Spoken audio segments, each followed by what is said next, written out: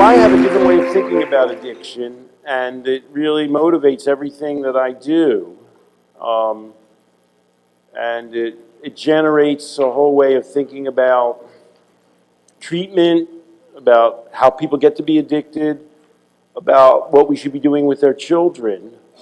So maybe I'll just review that a little with you. What do you think? Does that work for you? Guy back there?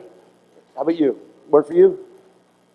And you too? Okay, then I'm set. All right.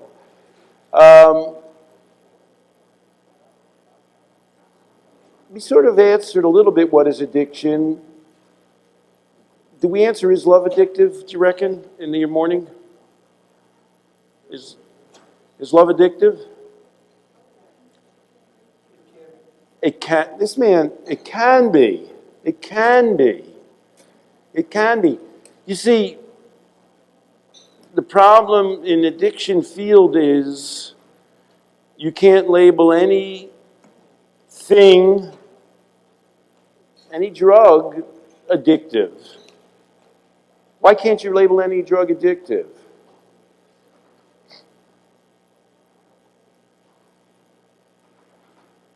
Why can't you say, well, heroin's addictive? What's the problem? That's addiction, and go on. Because anything can be addictive. That's one answer, and the other answer is? Let this guy. We don't know how people are using it. It may not be destructive. It may become destructive if we at a certain age. Well, that's the fundamental distinction. And the addiction field, I'm so old that when I wrote Love and Addiction in 1975, addiction meant one thing to everybody. If you said addiction, everybody said, what'd they say? Well, not even some kind of substance. Everybody in America said, if you said addiction, everybody said heroin. That was it. People you would get a strange reaction if you said to somebody, well, smoking's addictive. People would say, what are you talking about? And what they were doing is they were mistaking, they would say, well, what were they thinking when they looked at you cross-eyed when you said smoking was addictive? What were they? That's one thing. And, you know, well, of course, after 1964, they knew it was destructive. And it was legal. You know, and some people think, well, you know, hey, how could a legal drug be addictive? So that's the whole fundamental, and that way of thinking really pervades our thinking to this day.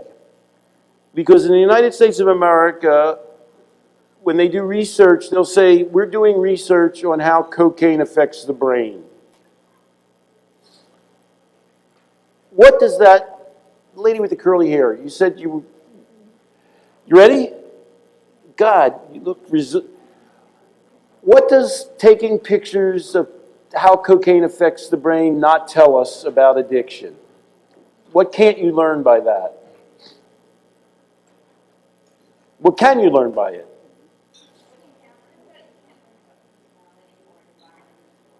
What basic information? Okay, so you get some people in the laboratory, lady there. Okay, good answers. Well, maybe you can tell how much they're taking. So some people take cocaine and you take a picture of their brain and it affects this part of the brain. It doesn't tell you two really important things that are fundamental to this discussion about addiction. Well, that's true. That's true. Well put. Who said that? The meaning of it. Well put, buddy. It doesn't tell you who's going to become addicted. It doesn't tell you anything. So, okay, you take cocaine, it influences this part of your brain. And then some people take more cocaine. And then it doesn't tell you a second thing. Even the people who become addicted to cocaine, some of them stop taking it. And you can never tell that by taking a vision of their brain on cocaine. But those are the two fundamental things we need to know. Why do people become addicted to an experience? Why do they quit that addiction and that experience, and how can we help them to do it? Those are the only two things we can really try and understand. And, you know, the problem with research in the United States is the National Institute on Drug Abuse, they're not free people. Because they're not really, one of the things they can say is, the United States does a national survey on drug use. Of every American who's ever taken heroin, what percentage would you guess has taken it in the last month? What's that? Damn it, you know everything. 6%. Same for cocaine, same for crack. So, obviously, and that's only taken it in the last month. We're not even saying they're addicted to it. Obviously, the people who are addicted to heroin and addicted to crack are very much a focus of our attention. They make us very uncomfortable. They're probably not, their lives are probably a wreck, but it doesn't happen that much. If you were to say, based on the government's own data,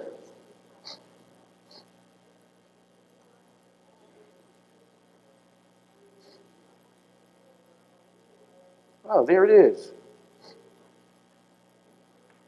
The guy got 6% right on the bot. Did you see it? Of all Americans, this is the percent that have used it, and the percentage who have used it, of those who've ever used it, is 6% for heroin, 9% for crack, and 7% for cocaine. You know, the percentage for smoking is higher. So actually, and you said that already when I asked you. So when they do research and they say, what we really are going to find out is why cocaine is so especially addictive, then you say, well, what makes you say that? And the answer to that question is President Bush said that, and all the presidents before him. We don't want people taking cocaine, and we don't want them taking heroin, so we're going to do research that shows how bad those things are. But that's different from figuring out who takes these drugs and who becomes addicted. Those are two different questions. And of course, that's Uncle Ozzy. Ever tell you about my Uncle Ozzy? That's his 90th birthday party. He's 92 now. So that's at his son's house. Son's a doctor. You can just look at that place and tell he makes a few bucks, can't you? You just look at the background there. When I went to graduate school, I came back from my grandfather's funeral, and Ozzy was there. And I said, Ozzy, didn't you used to smoke? And he said, yeah. And then he had an even longer story than, what's your name, buddy? What's your name? Bob. Ozzy said, yeah, I used to smoke. I started smoking when I was 18. I smoked 4 packs of unfiltered cigarettes a day. He repaired TVs and radios on a bench, and he just had a cigarette lit all the time. That was just the deal. He said, my hands, you couldn't wash the coloring off of them, you know? And then one day, when I was 42, which was in 1962, before the Surgeon General's report, there's something I forgot to tell you about my Uncle Oscar. My Uncle Oscar was a labor guy. He was the shop steward. And really, he's a real commie. Don't tell anybody. But so he was like, it was like a constant battle between him and General Electric. Oscar took all the stock options they gave him, and he's now a millionaire. But leaving that aside, so he felt that he was in a constant battle with the company. You know, so they penalized some guy for taking too long a bathroom break, and he'd argue with them, and then he'd say, when they sent me out to do repairs, they'd send me to the worst neighborhood in Philadelphia. Okay, now we're back. He goes to a bar with 3 coworkers, and they just raised the price of cigarettes from 30 to 35 cents. And Oscar put 35 cents in, and a woman he was working with said, look at Oscar. He's a sucker for the tobacco companies. They raised the price to $1, he'd pay that too. And Oscar, quarter of a century, 4 packs a day, said, "You're right, I'm going to quit." And she said, "Can I have that pack of cigarettes?" And he said, "No way, I just spent 35 cents on them." And he smoked all of those cigarettes, and he never smoked again. And every 10 years I ask him about it. At his 90th birthday party, I said, "Oscar, you remember when you quit smoking?" And he said, "Did I used to smoke?" He's forgotten now. We're kind of feeling there's not much danger of relapse around now. You know what I mean? We're feeling he's over this. Why did Uncle Oscar quit smoking that day? Because he claims that he never thought once about quit. I mean, this should be written up in the medical journals, right? That's a tough habit the guy had. He claims he had never thought once about quitting smoking. And a woman says 18 words to him, and he quits a quarter of a century addiction for the rest of his life. Why? Why did he quit that day based on those 18 words? Right. If you could kind of muck around in my Uncle Oscar's head, the most important value in his head was don't give in to the capitalist system. That's what his whole life is based on. You know what I mean? He's standing up for them. They're sending him to the worst neighbors in Philadelphia. He might get shot, but to hell with them. When somebody made him see, well, they didn't make him see. When somebody allowed him to make the connection between that fundamental value he had and the habit, he had to quit the habit or kill himself. So one version of therapy is, how can you interact with somebody in such a way as to enable them to fully appreciate how their addiction violates the things that are most important to them? And, well, what's the answer to that? What's the first question you would ask them? Let's play therapist. I'm not a real therapist. I just play one up front here. But what would you ask them if you were, okay. Or you'd say, well, what's important to you? Tell me about your life. What do you care about? Let's explore all that. Just get it out there. And then you could say to them, what would you say? What else would you, you're aware that they have some addiction. Then what would you say? Okay, you're going a little too fast. But that's where you're going. You would say, oh, play stupid. That's what I try.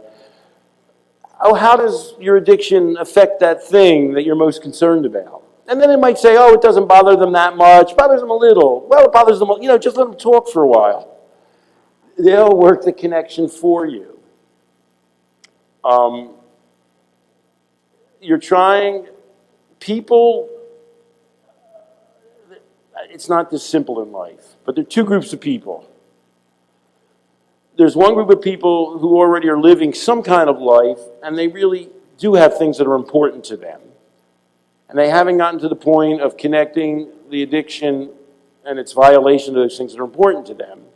And then there were two people who spoke today about homeless women who come into a shelter and people who are really involved in their addiction. And they may have gotten to a point where they don't even, it seems to them, they don't have anything else that's more important to them to the addiction. So there's two things you can do from there.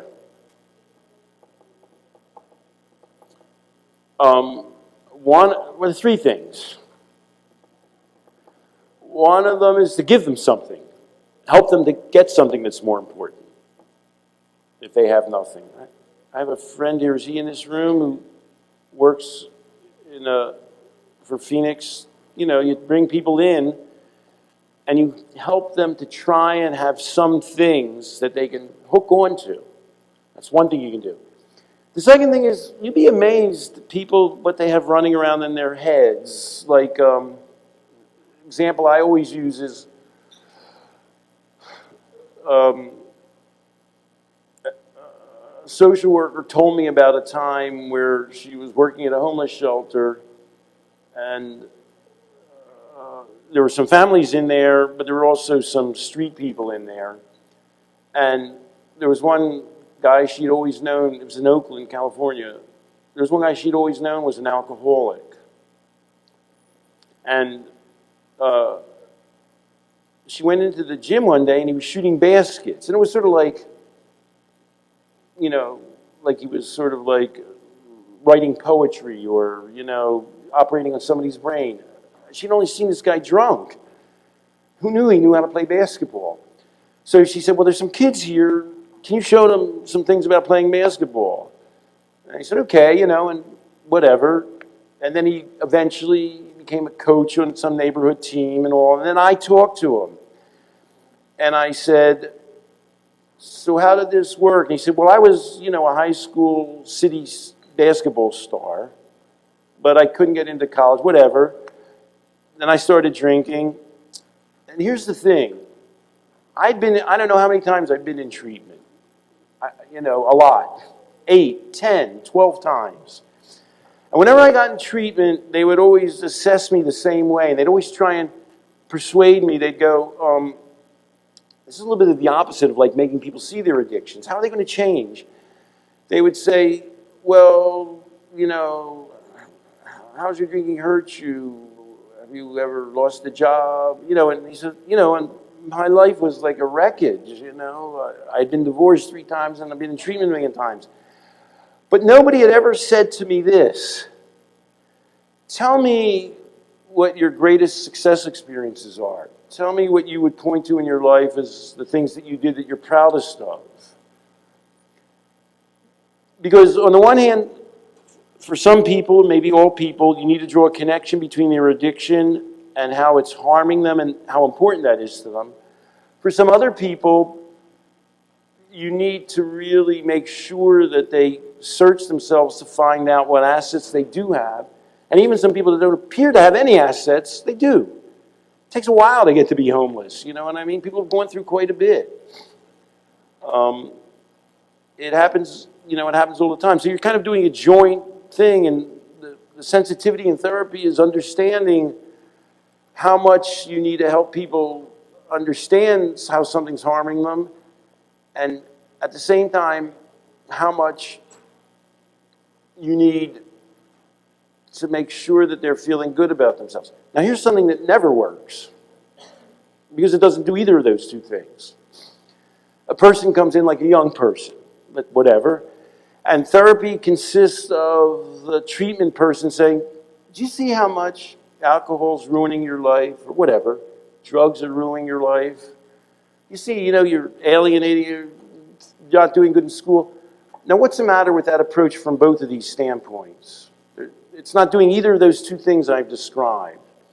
Why isn't it doing the motivational thing? What? Maybe he doesn't care. And how is the way you're going about it working on that? Right. People, if you say, don't you see you're fucking your life up with this? People always say no.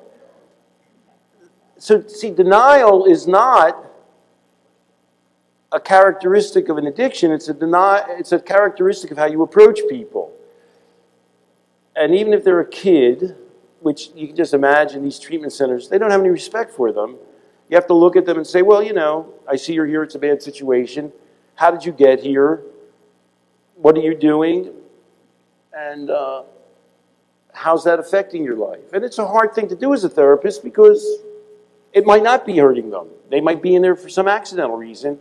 You're relying on them to give you some kind of answers, although you're going to spend some time exploring it with them, because sometimes the second or third answer is different than the first answer. Or, my mother doesn't like it. And they don't internalize that, but then you say, well, is that a problem for you? And yeah.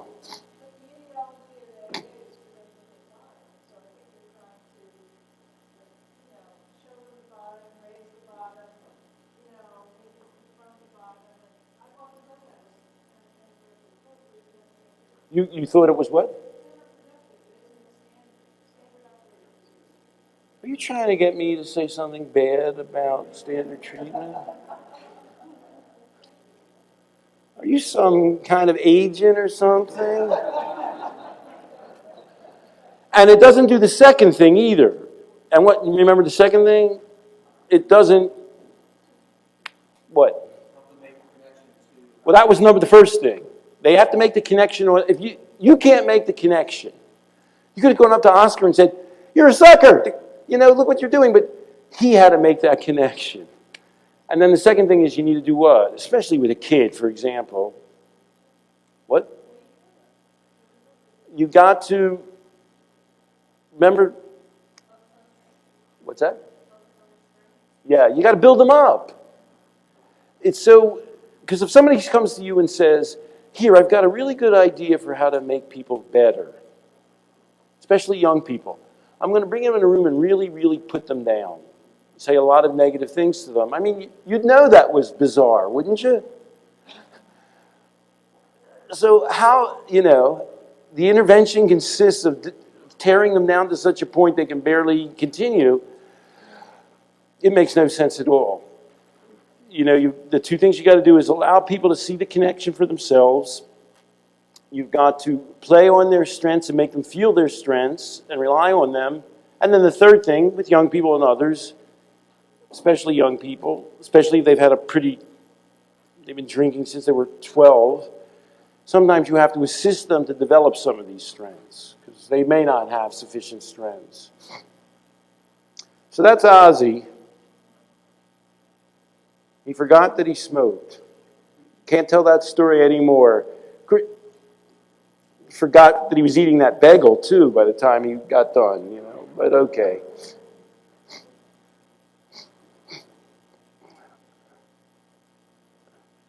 But we're going back to why isn't the problem with the addiction concept? Which drugs are addictive? And, heroin used to be addictive. And, cocaine didn't used to be addictive. It didn't. They didn't have those charts and it wasn't addictive. But then a lot of people started taking it and they sort of said, you know what? Let's put it over in the addictive column. You know what I mean? And now they put marijuana in the addictive column. You can move things back and forth all day if you want. But then nicotine's in that column. What about caffeine? It can be in that column too. What about antidepressants? Are antidepressants addictive? Are antidepressants addictive? Why not? Antidepressants aren't addictive? Okay. What do you think? Your job is not to label one thing or another addictive. Your job is to discover whether this thing that you're dealing with is addictive, and more important than that, your job is to assist that person to see whether it's addictive and make some reasonable decision around that. That's what your job is. So, this study was published last year. You see a lot of studies like this. They give severely depressed people, antidepressants, and they give them a cognitive behavior therapy approach. Do you know what a cognitive behavior therapy approach is? You alter people's thinking in a way that changes how they react to things. It's present-oriented. So, for example, cognitive behavior therapy for depression is, what do you do when you get depressed? And they say, they lay in bed. And then you say, okay, can you make some phone calls? Can you get out of bed and walk around the block? When you're depressed, what are you thinking? You're thinking, I'll never get better. My life has totally failed. And cognitive behavior therapy says, well, can you start to think, well, I've felt this way before and I've always gotten out of it. Simple-minded, but that's an approach associated with Aaron Beck. So people get antidepressants and they get CBT, cognitive behavior therapy, and they show equal remission rates from depression. But a lot of people stop taking antidepressants, and they have a really high relapse rate. But the cognitive behavior therapy people don't have that relapse rate because, remember, something's addictive when it's external and artificial. When the therapy is internal, you can't lose it. The problem with something that's external is, well, what if you take it away? So your answer could be, well, I know the answer to that. Never stop taking antidepressants. And that's one way to go. But, so by that way of thinking,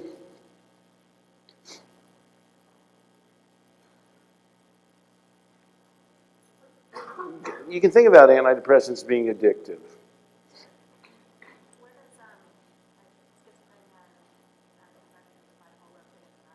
Where does bipolar fit in that?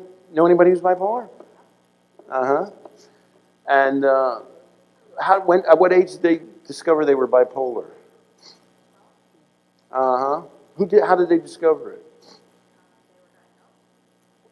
So somebody else told them they were bipolar. What kind of symptoms did they complain about?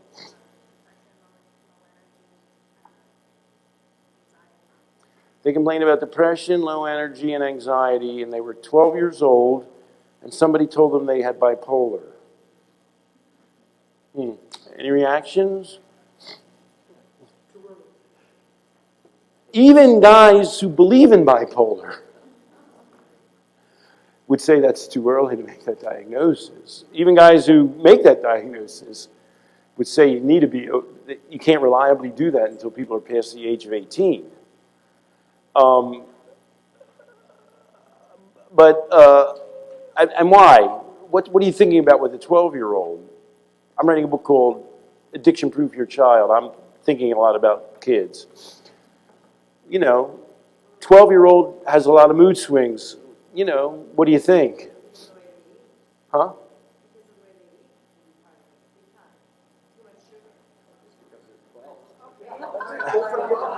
What's that? They're 12. Well, wait a second. I'm not done this yet. You got me going now. Sorry.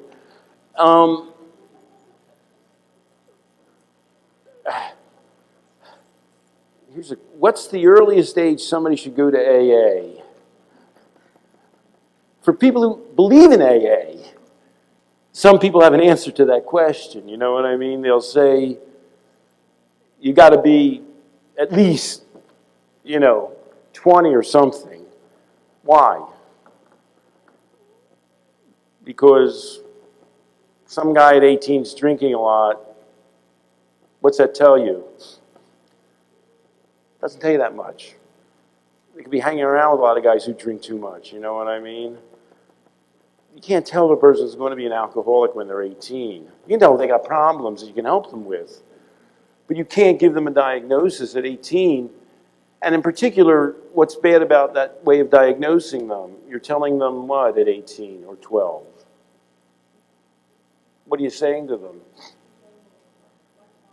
What's that? Uh-huh. For life.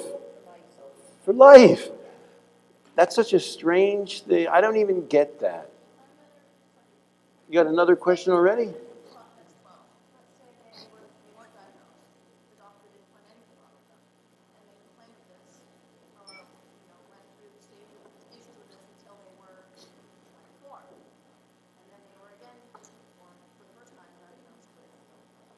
So what's your question? What do you think about it? This person that you know who was diagnosed as bipolar, since they've been diagnosed, how have things been going? The 24-year-old, how old are they now, and how well has the diagnosis and treatment helped them? What's that? For how long have they been taking the medication? On and off? What's the off due to? And then things don't go well when they're off them? What was the longest period off them? Couple of years. And they felt all of that time was bad, or I don't think they would have done it for 2 years if they felt all the time was bad. Would they?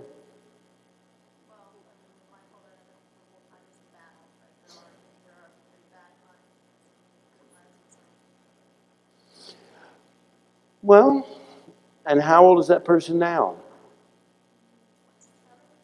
So they weren't doing it for 10 years from 24. I think you're kidding me somewhere. They were diagnosed a lot earlier than that.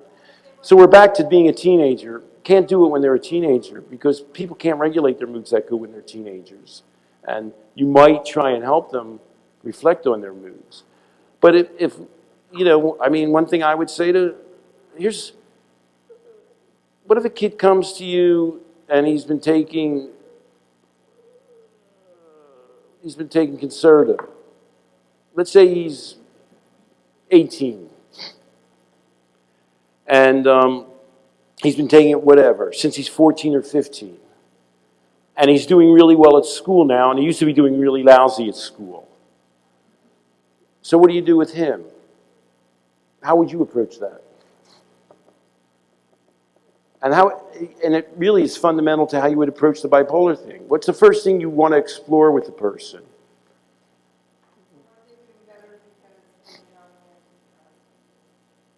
Okay. That's a pretty complicated question. What else do you want to find? What's the first thing you want to find out? Okay. I like these questions. The first thing I'd want to know is how they feel about themselves about being on the drug. Because, you know, how did they get to be in your office is sort of the question. Because if they really say, you know, I really like taking whatever, they're taking lithium for bipolar or ADD drug, if people really like that, well, you could do motivational interviewing, but you probably get in trouble because you're trying to get people off their meds. So, you know, God bless them, let them go. So the first question I would say to the person is, how do you feel about taking, you know, Adderall? Are you okay about that? And then I'd say to them, why do you feel you need to take Adderall? And the question I'm looking at is, do you think you have a disease? Do you feel you have a problem? Do you feel it goes up and down? I would say, well, do you feel that the drug makes you different than other people? Do you feel you are different than other people? And so I approach everything as addictions. So when people come to me taking pharmaceuticals, which they often do, like methadone, for example, happens all the time, I'm exploring with them, you know, how they feel about it, what their, you know, what their own views of it are, what the downsides of it are for them, for their self-image. And, you know, with kids, I have a really hard time. Kids started taking Adderall when he was 14. You're really going to tell him your opinion is what? That he's going to take it till he's 70? Is that really what's going to happen? I have a hard time with that. But I'm an addiction guy. You know, obviously, well, I'm consulting with the kid's mother, and this is her story. I'm doing a lot more kids things now. Paul was really messed up, and he was depressed, he didn't have any friends, and he's a good athlete, but when I went to a soccer game, he was the goalie, and when he let a goal in, I could just see him, you know, deflate, you know, how depressed he was. So I took him to a psychiatrist, and he gave me antidepressants, and I knew they were good for him because the next soccer game, somebody scored a goal, and I just saw him get off and say, oh, man, the defensive guys let that guy go through. You know what I mean? He just had a much better outlook on it. So then I got him into, these people have money.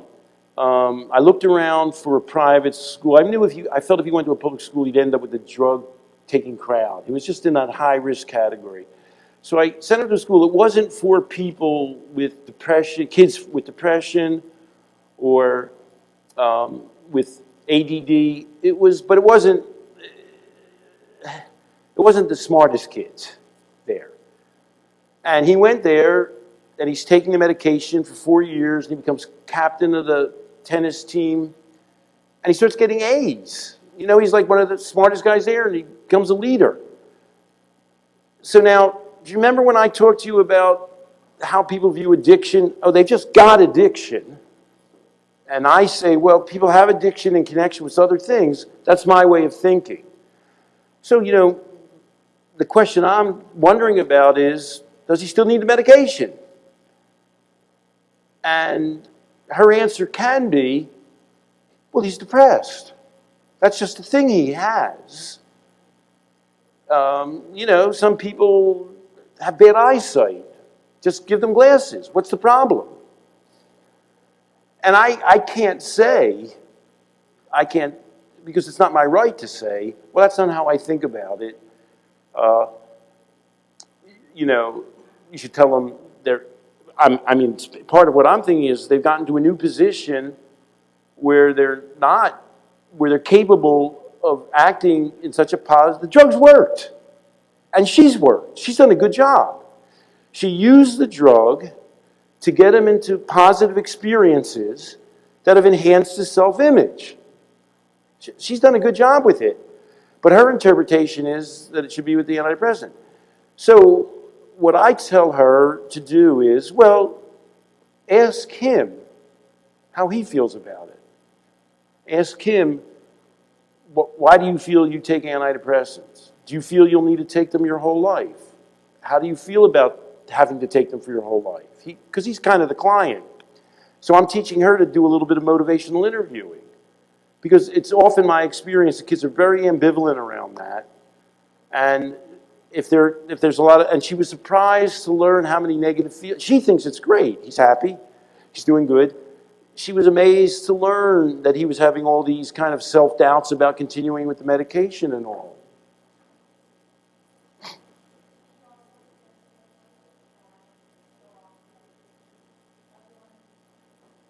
Say louder now.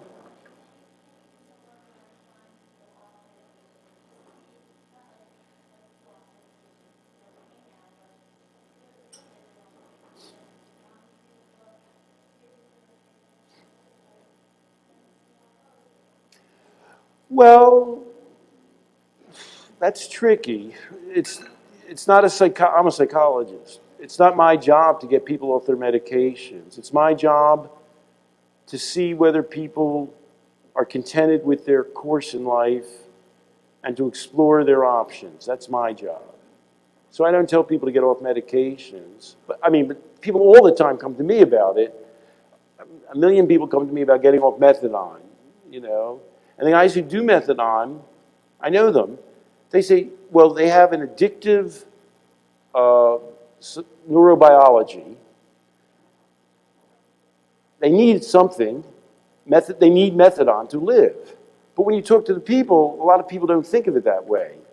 They feel that they're very much hampered and tied to this drug, and they want to explore the possibility of getting off. So I can't be arrogant enough to tell people, well, get off your medication. Let's see what happens. I can't do that. But their provider and their parents can't be arrogant enough to say, oh, we decided he has this lifetime disease. We're just going to give him this drug. If he doesn't like it, we'll explain to them. Well, you have a lifetime disease. You can't get off this drug. That's another kind of arrogance. Which I don't go, you can't be arrogant. So, we're back at, how can you say things are addictive? One people said, well, so many things are addictive. And then I think you said, well, not everybody who takes narcotics becomes addicted. So you can't say narcotics are addictive because not everybody becomes addicted to them. And the most obvious example of that is when people go to the hospital, they get real narcotics. They get stuff that's a ton better than you can get out in the street. And they have an IV with you. But people don't become addicted from that. They don't go to the hospital, have an operation, take a ton of Demerol or whatever and get out and say, man, I got to score some Demerol. That's just not how people do it. So it's not the drug. Lady.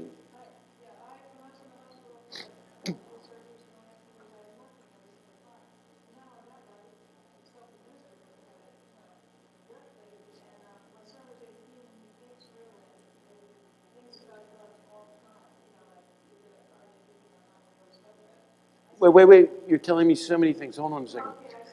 The 18-year-old with the Ritalin, what's he thinking? Is he thinking about the Ritalin as being addictive?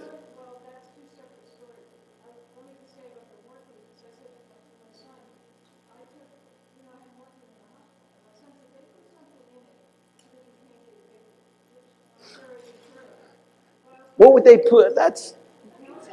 They told him that at drug education in school because they have people like me saying, well, a lot of people take narcotics and don't become addicted, but you can't tell that to kids in school. And so some kid raises his hand and says, well, what about people in hospitals? They take narcotics and they don't become addicted. So the answer, they have it written down. Oh, they put something in it so they can't become addicted. What is it they put in there? But the drip thing is really fascinating. Remember my model, people are trying to fulfill certain needs. They're using the addiction to fulfill certain needs. That's how I think about it.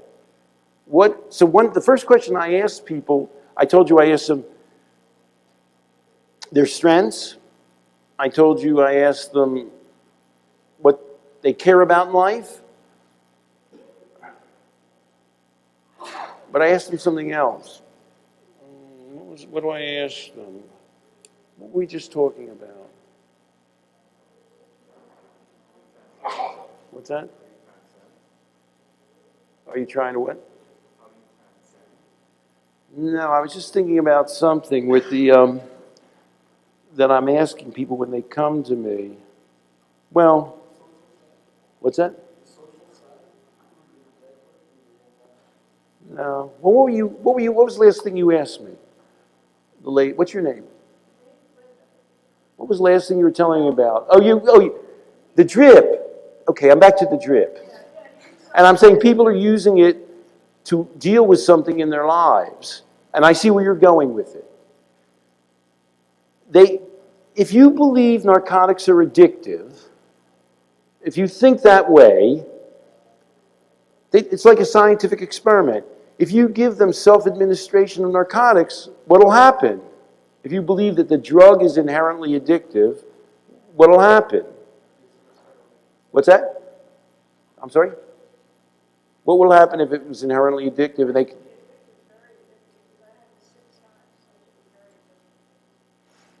If those drugs are addicted and you keep pressed and you have the opportunity to provide your own supply, you'll take more and more. But that's not what happens. People with self-administration of narcotics take less. But first of all, in the United States, they had to do like 1 million experiments before they could even try that. It took them 20 years to try that because they're thinking about addiction wrong. Because what's really happening is people hurt and they want to use the narcotic to stop hurting. But they really only take the narcotic when they're hurting, which is only specific times, so they take less. So were you generalizing from your thing to your son's thing?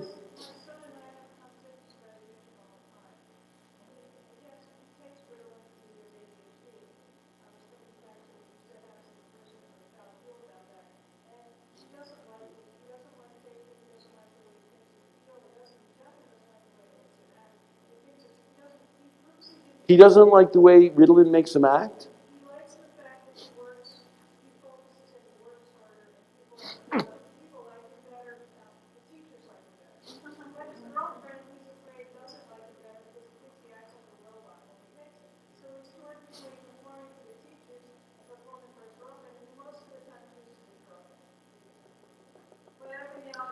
That was predictable, that one. That one I would have been able to guess.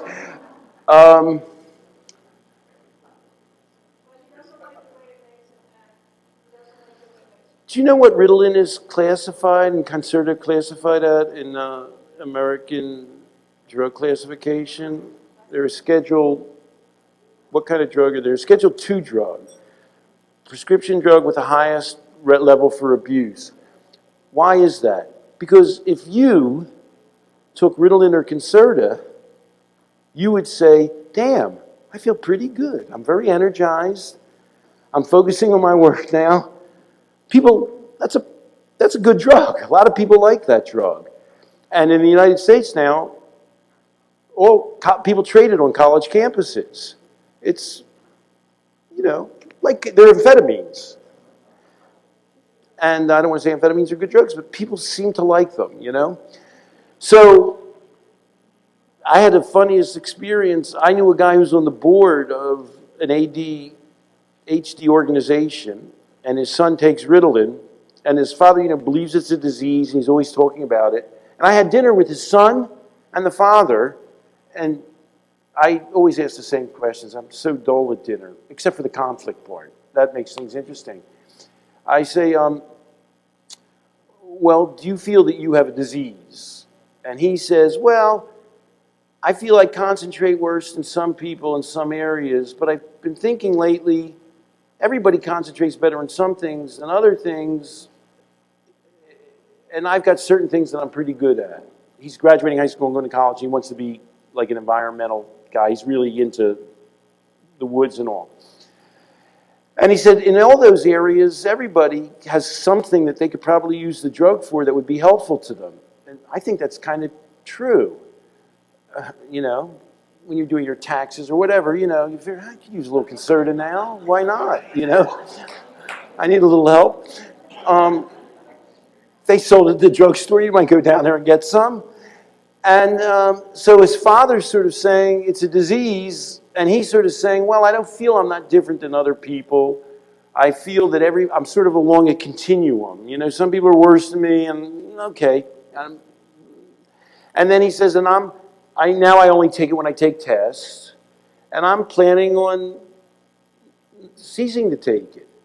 That's his goal. It's very interesting. People on their own come up with these philosophies. Didn't mention his girlfriend. That might help. So did you have a question? Is your name Linda? I forget already. Linda, do you have a question?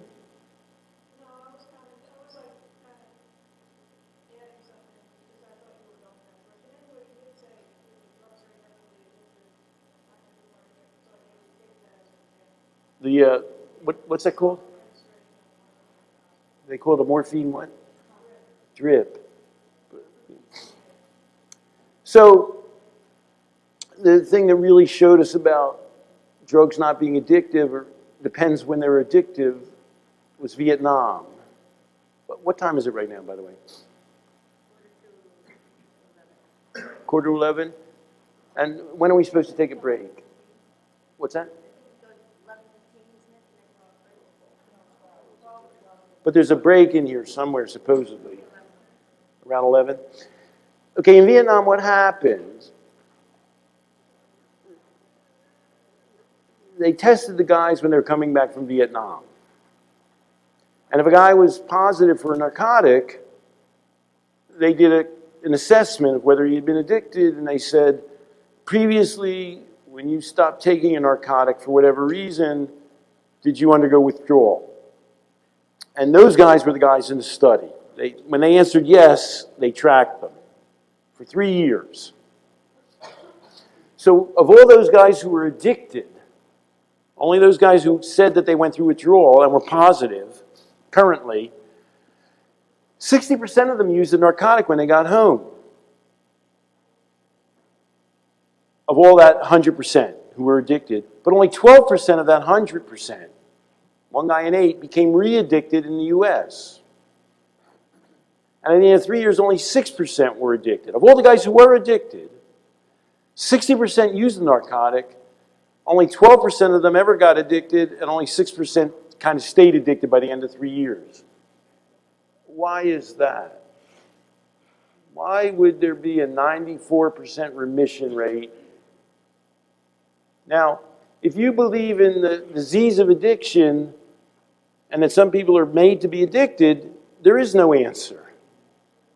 But there's a different way of thinking about it. Yeah? It was inconsistent with their new lifestyle, whatever it turned out to be. And it was consistent with Vietnam for several reasons. Why you might take a narcotic in Vietnam a lot. What we're thinking about is the situation a person is in, who the person is, and what do I mean by experience? I'm thinking about, can you see how I'm thinking? I believe what do people get addicted to? What are they getting addicted to? If they're not getting addicted to heroin, what are they getting addicted to? And I call that the experience. And the reason I call it the experience is because, well, I'll show you why that. So you have what it is that heroin does. And what does heroin do? What is heroin? What class of drug is it? What? It's an opiate, and it's classified by its effects. It's a what? What's that? It's a depressant, and it's an analgesic. It's a pain reliever. You know what that feels like? Kind of makes you groggy, but you don't feel any pain. And sometimes you'll sign up for that deal. You know what I mean? Depends how you're feeling. Sometimes that's the way you want to feel. And there's a person and there's a situation. How would you describe Vietnam for the average guy? Well, you're in Vietnam and you're not, you're a little worried. Might die. At home, you don't usually feel like you're going to die, most of the time. That's a negative control. Remember, control, you don't really feel that you have control in Vietnam. Why is that? Because, they send you out in the patrol and some guy can kill you or you can step on a mine. There aren't a lot of positive options. It's not like you want to do poetry or woodworking or fight Vietnamese today, Social support, what do I mean by that? Well, you're hanging around with a lot of other 20-year-olds. They're great guys, but they take more drugs than your mother and grandmother, usually. So you're in with a bunch of people who are reinforcing. And that, you're not in a situation where people say, why would you not, there's no answer to the question, why would I not get stoned? Nobody's saying, you shouldn't get. So these are the characteristics of the Vietnam situation that made that particular experience addictive for those guys. Remember, they were addicted in Vietnam. They were addicted. They went through withdrawal. They came home, they took the same drug, and they weren't addicted. Same guy, same drug, different situation. So let's talk about the criteria for addiction. This is more or less what addiction is an absorbing experience that's predictable. Somebody argue me? Were you the one who argued with me about being predictable? Linda, was that you? Man, are you following me around or what? But heroin it's predictable in the sense that it produces a very powerful effect that's the same every time. That's why people like it. People tend not to get addicted to LSD when it can do one thing or another. People like a nice, predictable cocaine. They always feel the same when they take cocaine. It gives them a sense of control and of feeling value in themselves. That's what addictive experience does. It's illusory. That's the same thing as artificial. It only lasts as long as the drug, and then the situation worsens as a result of relying on that experience. So these are the 5 criteria I use for evaluating anything.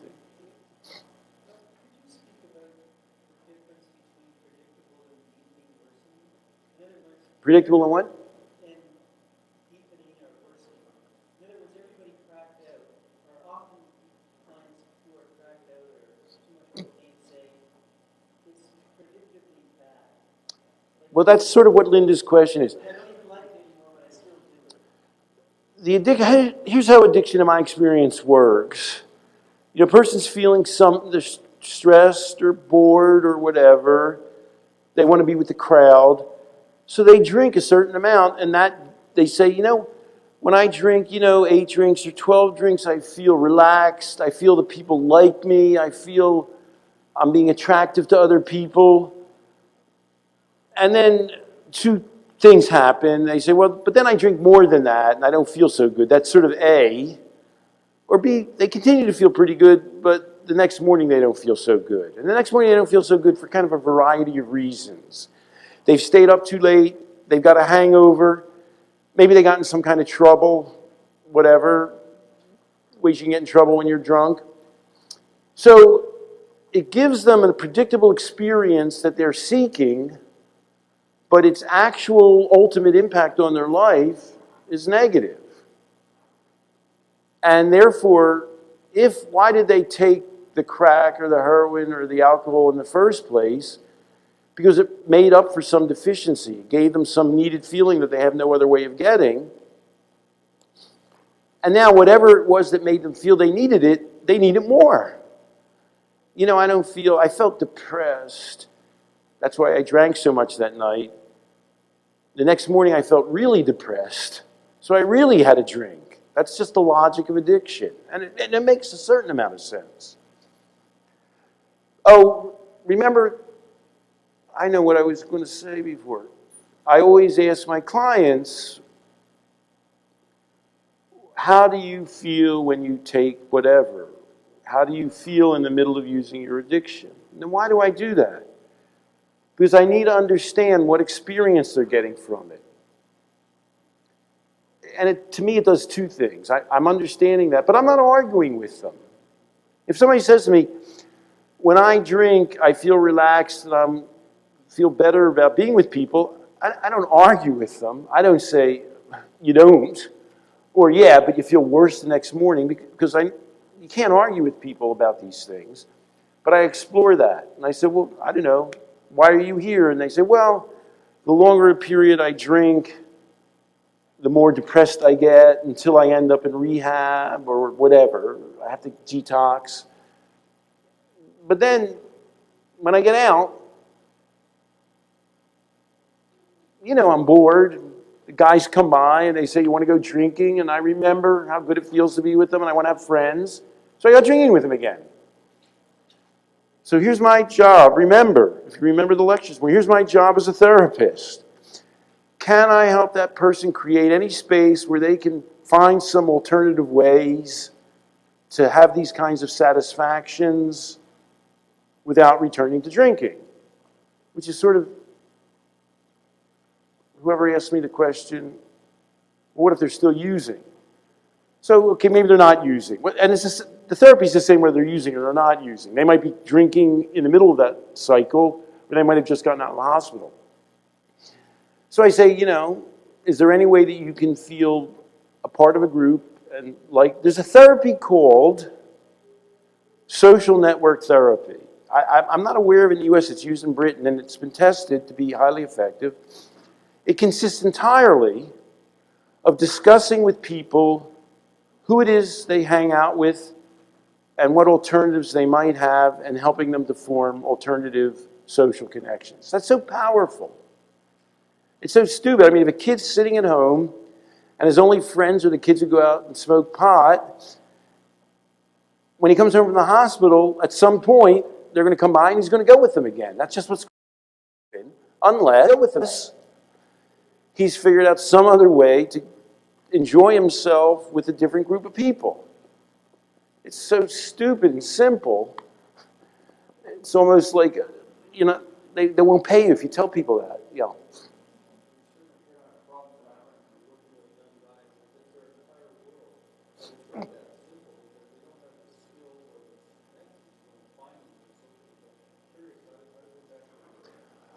Well, how do you, so you're looking at them and you're thinking, man, these guys are going to relapse because what else can they do?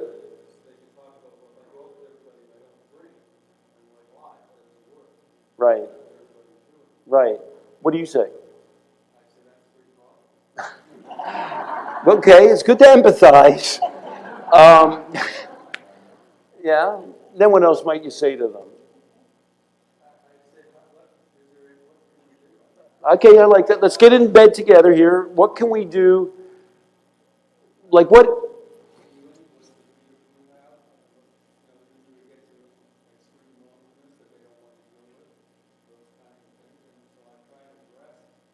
And then you say to them, well, let's just think for a minute. I always do this. I even do it when I lecture. I say, let's not even think that this is real. What would you have to do for that not to happen? Let's just imagine that as a dream. And he said, well, I'd have to go somewhere else and have other friends. And I said, really? You'd have to go somewhere else and have friends? You know, let's just fantasize about this. How would you do that? And sometimes the guys say, well, I used to play soccer. I know some soccer guys. They don't drink, you know, or they don't drink that much or whatever. I said, oh, really? Your soccer friends don't do that. If you hung out with them, you wouldn't drink so much and you wouldn't end up here. Huh. You know, and I just explore that. I explore that goal with them when they understand what it is that we're talking about, and I try and help them achieve it by allowing them. This is, remember, what's the difference between transcendence and real helpful therapy? You want to avoid being the external prop, but you want to be the stimulus to allow the person to reach some kind of resolution on their own to answer what is a fairly obvious problem. It's just a matter of them executing it. It's a motivational question.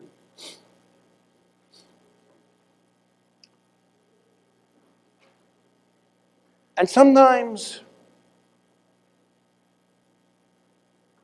people aren't going to do that right away, you know. I mean, one problem with the therapy environment is you sort of have to cure people. But, you know, those people, remember all those people who quit smoking? How long did it take you between when you started thinking you might want to quit and when you quit? You. Yeah. Yeah, so see, people have lives. And then they go through it and they sort of think about it and they can't right do it then. But 10 years, that happens all the time with smoking. And, you know, sometimes it's quite, you know, you're sitting there and you're dealing with a person for 3 weeks or 2 months or 6 months. Not that much has happened in 6 months. You know, but that doesn't mean that they're not going to stop hanging around with those people. And one problem with therapy compared to real life is the time frame is very artificial. And the way I deal with that is I get them on a path. You know, what kinds of things do people do who are not getting drunk every weekend? Well, they have a family, they have a job. So everything I do is geared towards having them develop those things so down the road they're going to enter that group, the remission group. Just a question. So that's so really common sense, like the social balance therapy, the first people that they say it. Why do you think in the therapy industry, if I might call it that there is the time frame that's artificially short to try and get people healthy in a relatively short period of time? Is it just to build an industry up? Well, I mean, if you really want to that's the medical model. I mean, if you were talking about I have something called a life process model. I have a book called The Truth About Addiction and Recovery. Do people really, I mean, when you have pneumonia, they can cure that usually.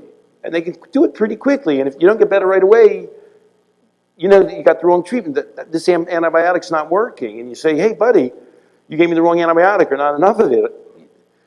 And if you think of addiction as being a whole way people have of getting satisfaction in life, it doesn't fit in that category. And that's, to me, why putting it in a medical model, it's one of the problems with it. Because the time frame, in the pneumonia category, you don't have to do anything except take the medications. But you have to do more, the patient, in this thing.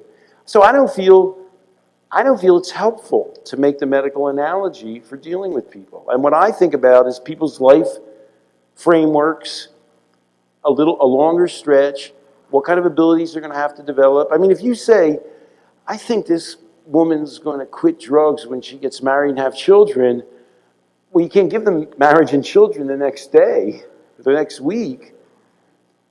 That's a long-term goal. A lot of times I can just see that in a person, that they're just really, they're hanging around with people, they got to just go in a different direction. It can happen, it will happen, if you believe it and you help them. But you don't have that luxury, too. Your funding might not be going that way. You may not be rich and famous like me and have that luxury of doing that. Yes?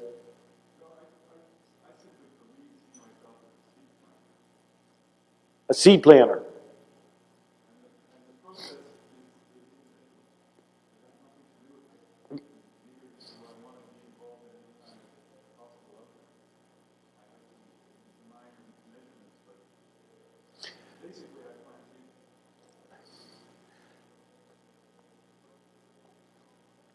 I think of myself as like a consultant. I feel that they're doing all the work, and I'm helping them. But one thing that's critical in what you say, there's two dangers, and we've talked about this in treatment. One danger is people won't change. They'll still be depressed, they'll still be addicted. That's one danger. Then the other danger we were talking about with giving them drugs is they'll get better from the therapy, but who will they attribute the betterness to?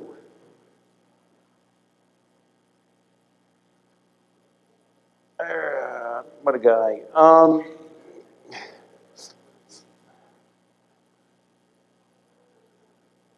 Well, harm reduction, that's an interesting, we'll talk about that, but what are the most effective treatments? Brief interventions and motivational enhancement. I won't get into all of this. These guys, Reed Hester and William Miller, one of the people from their team is speaking at this conference. Tani, when's he talking? Tomorrow. So brief interventions and motivational enhancement, they combine the results of all the research that they can find in terms of outcomes, and those are the most successful therapies for alcoholism.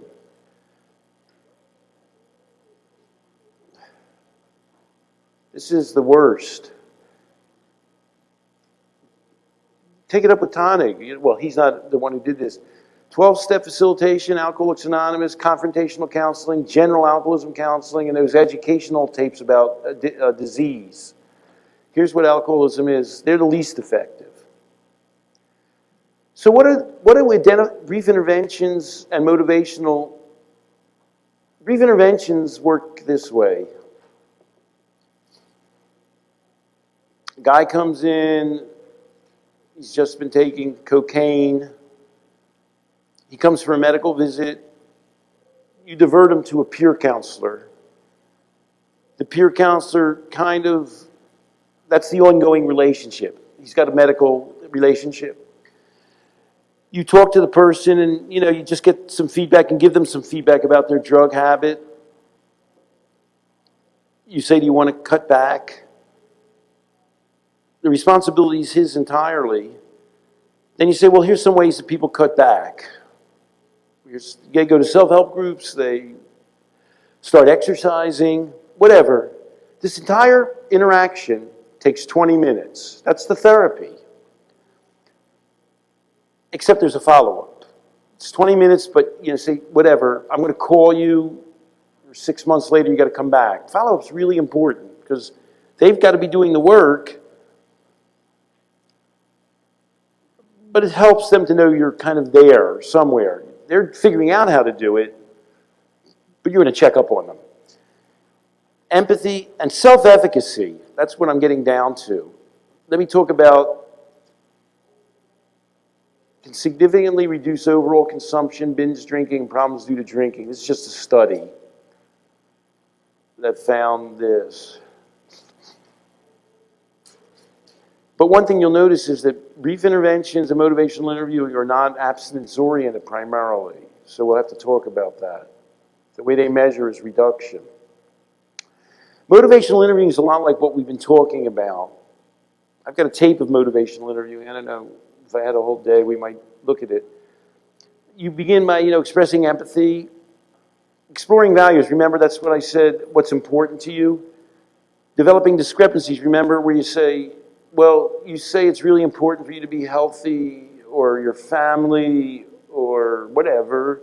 How is your drinking or your smoking affecting that? What's role with resistance mean? Your job as a therapist. What's that? Right. When they say, I don't think I can do that, you go, there's a bunch of techniques you learn.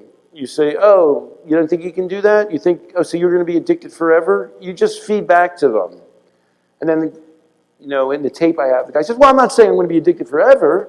He starts arguing with you that he's going to change. If you don't put yourself out in front of the person, they'll start taking that role. What is self-efficacy? Because brief interventions and motivational interviewing both have the self-efficacy thing. So if we understand what self-efficacy is, it helps us.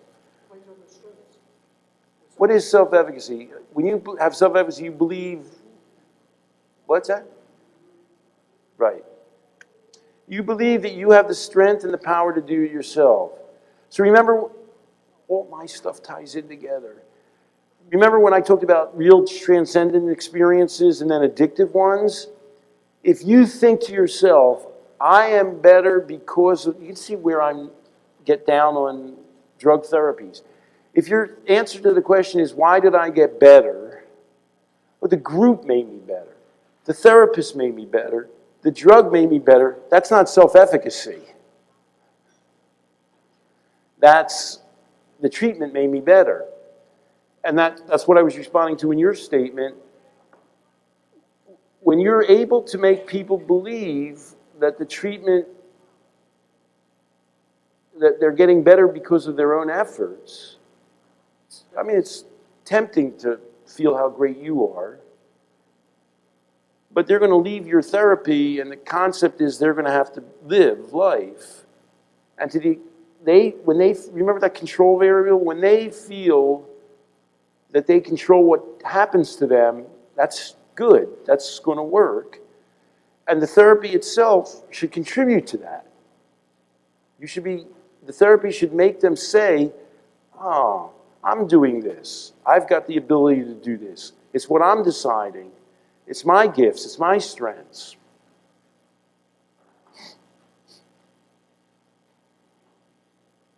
Uh-huh. And then I test them. I say, well, look, what do you want to do? Well, I want to go out with the same people and hang out with them. I say, great. I'll tell you what. Let's check on how well that's working. And maybe it will work and maybe it won't. And then they come back and I say, well, how'd it go? And he says, well, I got drunk every weekend for the last 5 weekends. And I'm saying, huh. So that thing where you told me you could hang out with them and not drink as much, how's that going? And then they say, I still think I can do it. But that's okay. Remember, it took him 10 years to quit smoking. We can wait 2 months, So this is the last thing, I don't know. What time is it now? It's probably past the break. Time for a break? When we come back, I'm going to talk about harm reduction therapy, which is both brief interventions and motivational interviewing are talking about cutting back, not quitting. And what I've just described to you is you can go through a therapeutic interaction and say, go out and drink with your friends. And, people say, are you crazy? So the way I approach therapy is, it's all, in my mind at least, it all fits together. It's all very integrated, all the terms that people use, they all fit together in my head. So maybe I'll try and share that with you. We were talking about one problem with that medical interaction is that time frame is so unrealistic, I mean, if you have to go through some significant life changes often to combat an addiction, how realistic is that? Although on the other hand, of course, brief interventions don't take any time. But of course, the concept is the time has to be their time. Because if you're just going to count the time you're sitting together, that's no time. But as I mentioned, both brief interventions and motivational interviewing are what you would call harm reduction techniques. In fact, it was really amusing to me. The National Institute on Drug Abuse funded a study. I think it was cocaine and heroin users.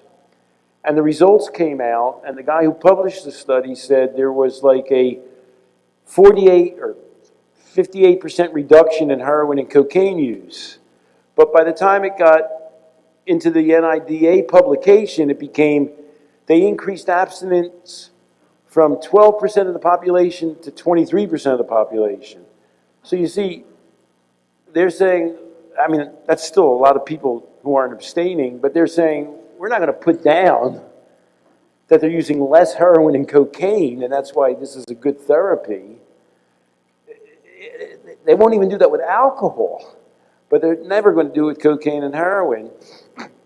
But these therapies are geared towards that orientation. And it takes a certain amount of revision of your thing.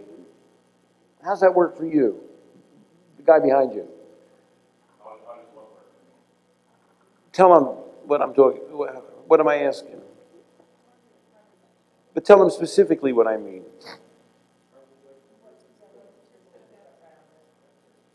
Well, how does it work for you when your goal with your client or your progress with your client is what versus what? So it's a non-issue. I mean, if we stand in a relationship with people who are finding important changes in life, it's not my opinion to decide what they should or shouldn't be doing.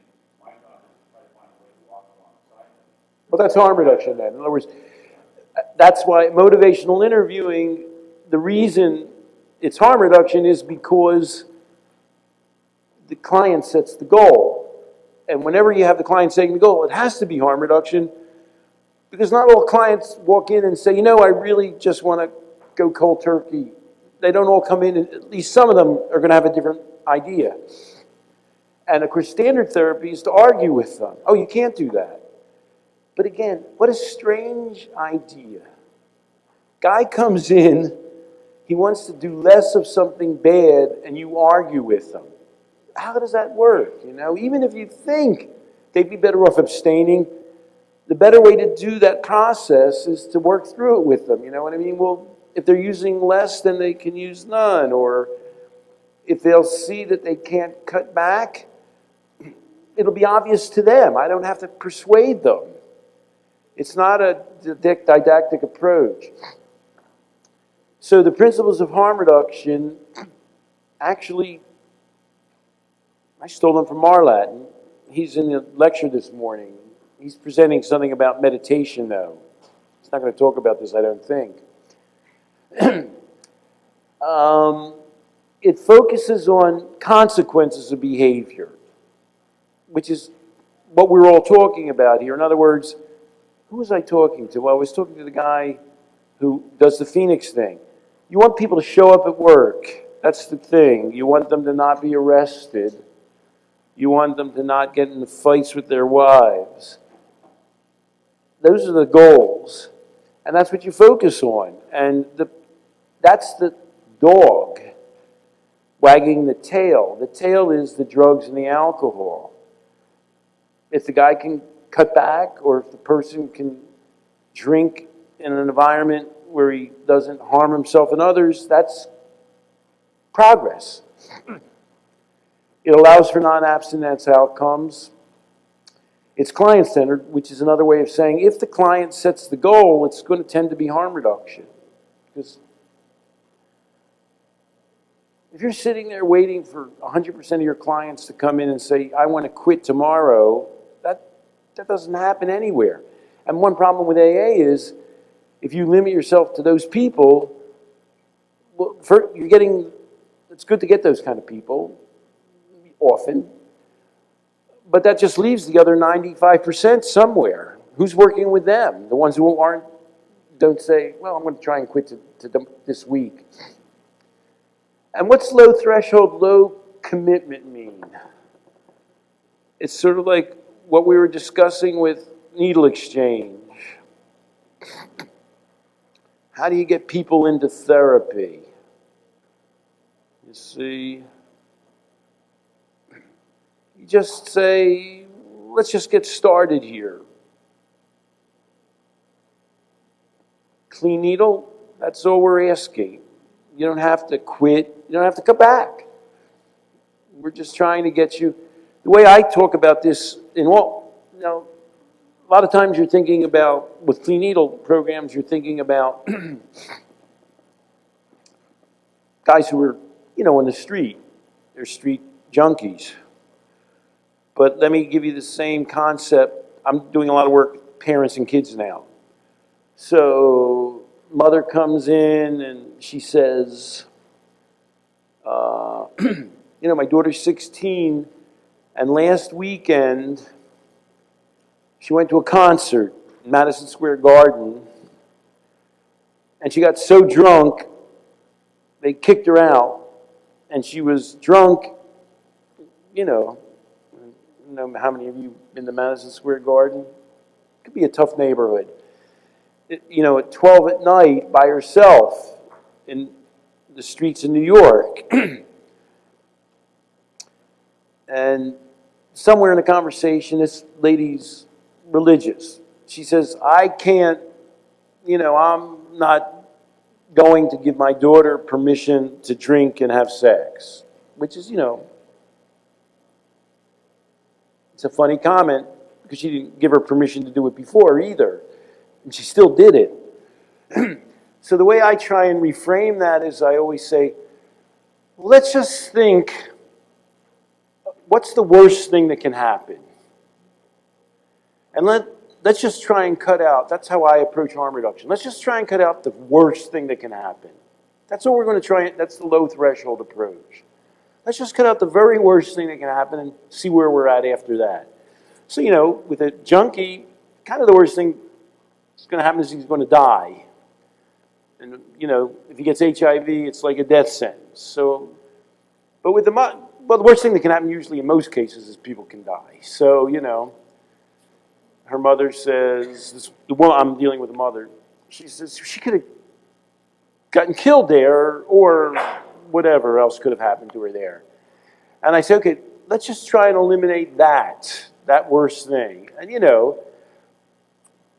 how would you prevent her from getting killed in New York? Well, I should tell her she has a cell phone. If she gets drunk, she needs to call me and to get her. And then we work backwards from that. Obviously, when she calls, you can't scream at her. You just have to be neutral and go get her. And then, what's the second worst thing that can happen to her is she can, have unprotected sex and get pregnant or a disease, and that's, getting drunk's one thing, having a baby at 16 is another, And I said, well, what can we do to prevent that? There's some, you can follow the logic where you end up with that. So I imagine a pyramid.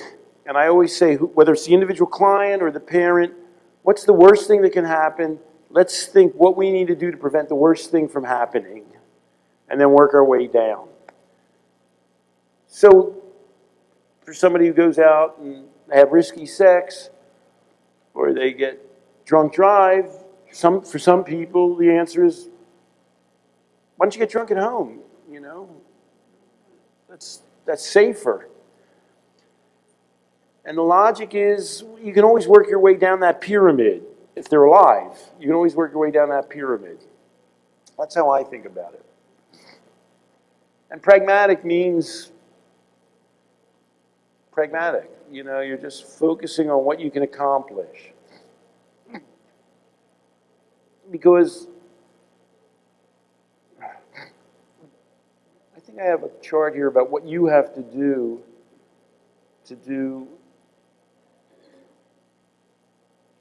man, look at all these things I've got. And as I go through this, you probably all recognize all of this. There's certain things that fascinating, isn't it?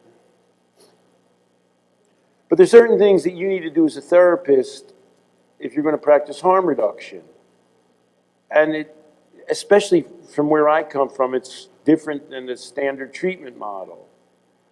I mean, there's certain things the client has to do, there's certain things you have to do in the interaction. But in order to practice harm reduction, you can't think that everything depends on you. You can't be sitting there saying, well,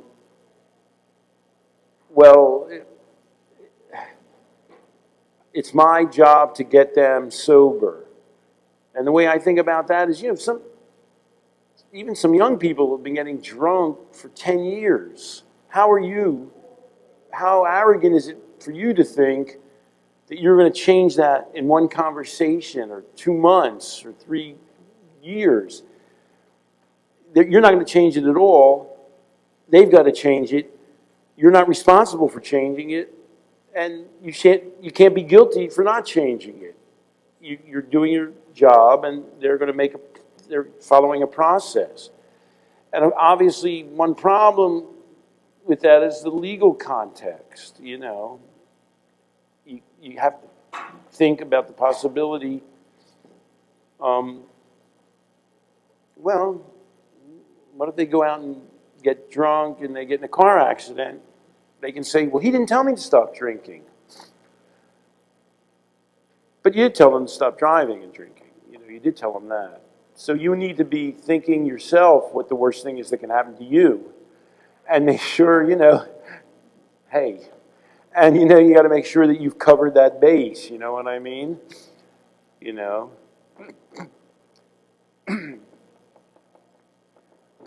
In my book, I deal with the case of Brent Shapiro.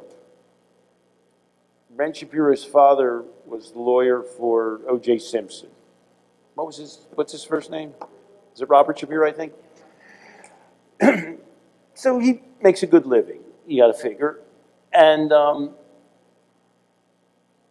jump to the end. His son died. His son was at a party drinking. He took some ecstasy. He was with his girlfriend and some friends.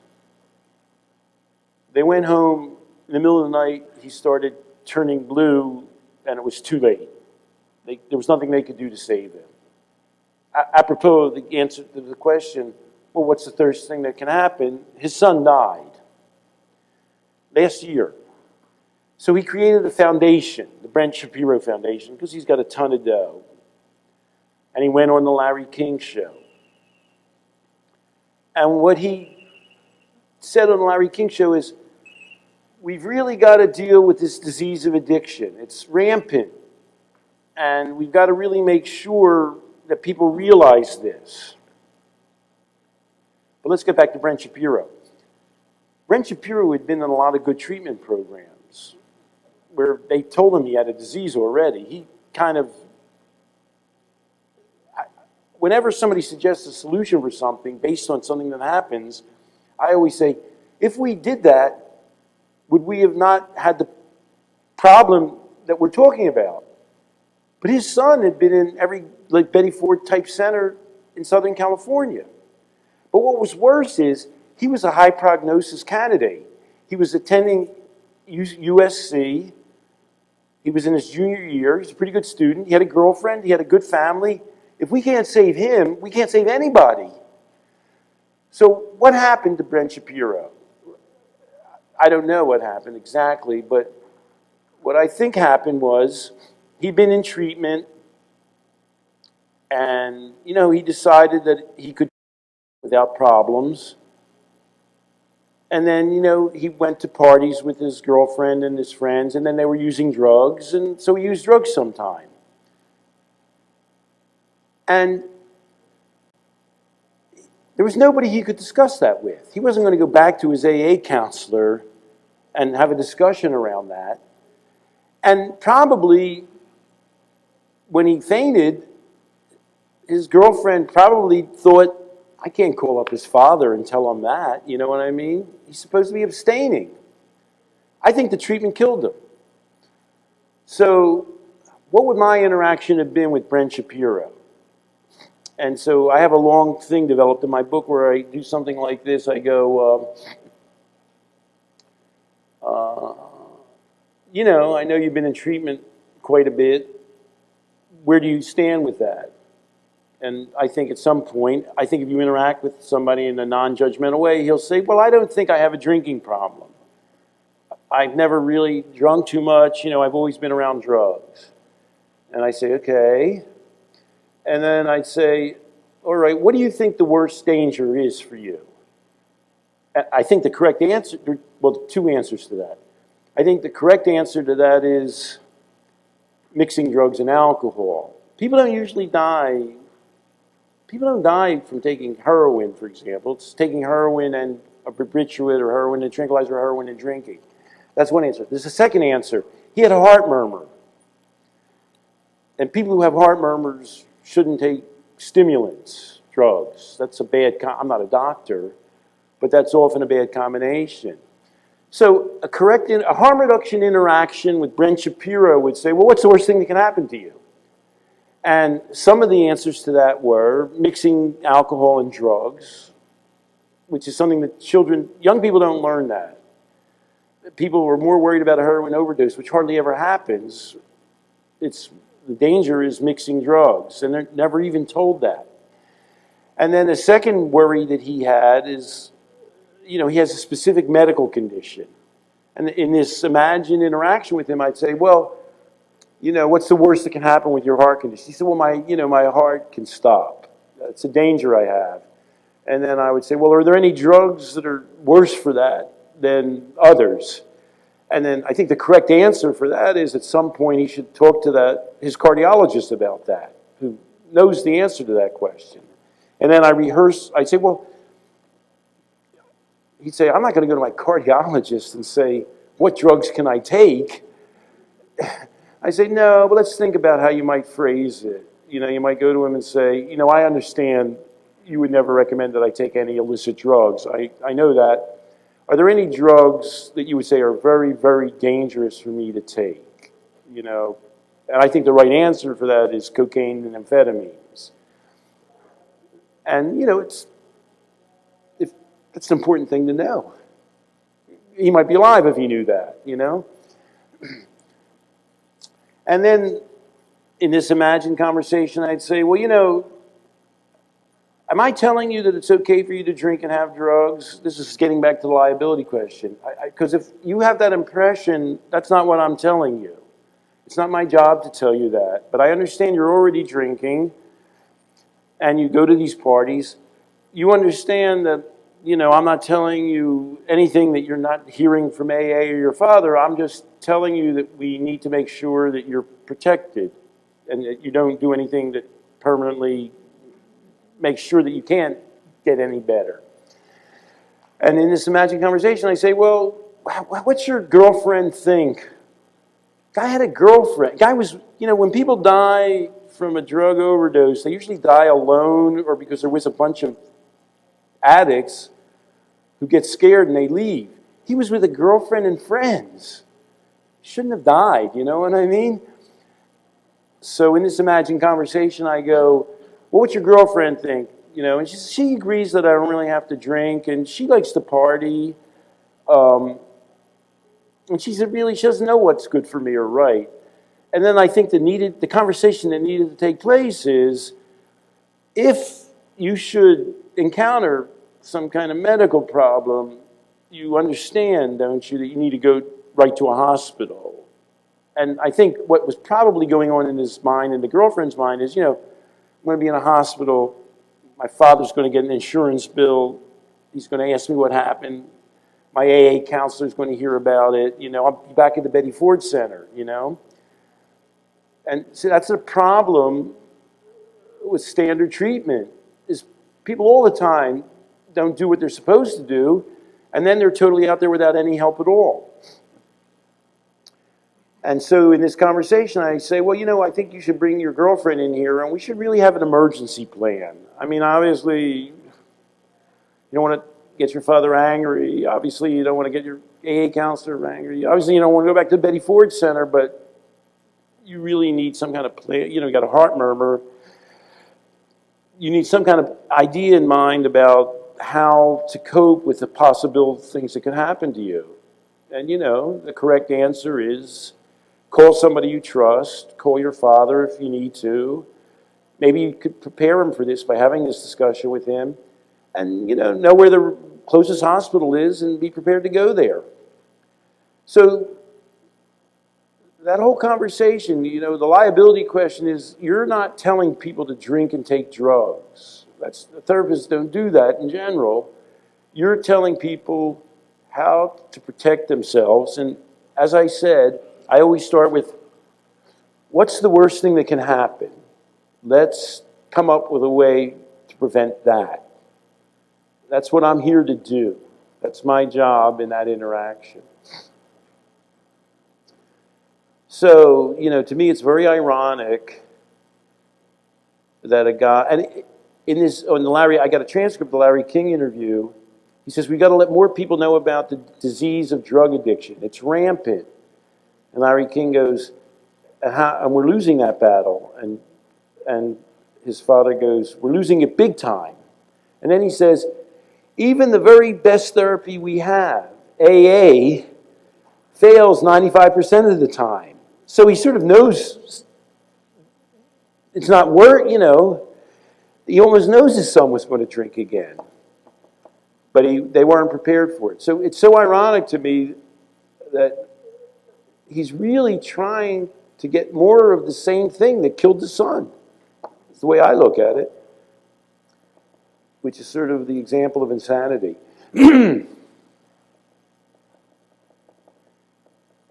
So maybe we'll hear a lot about harm reduction therapy. People drink differently in different countries.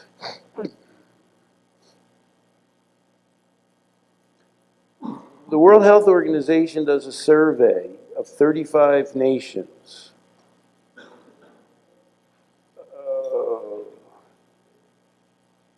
Guess what nation has the highest level of overweight? Huh? Right, good guess. How'd you know? Canada was number 5. But so they measure all of kids' health behavior. Marijuana, brushing their teeth, fights, overweight. This is drinking. And they're 15 to 16-year-olds. What percentage of the kids got drunk 10 times or more in the last year?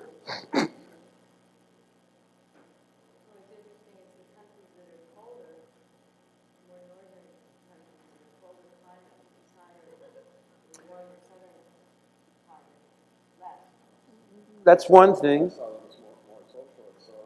More socialist? You think socialism's causing it? Okay, cold weather.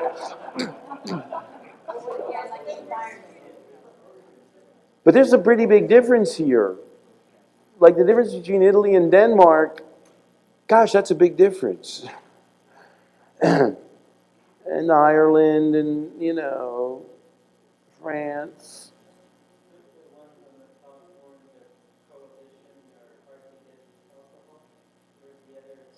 That's a good point. Denmark, Finland,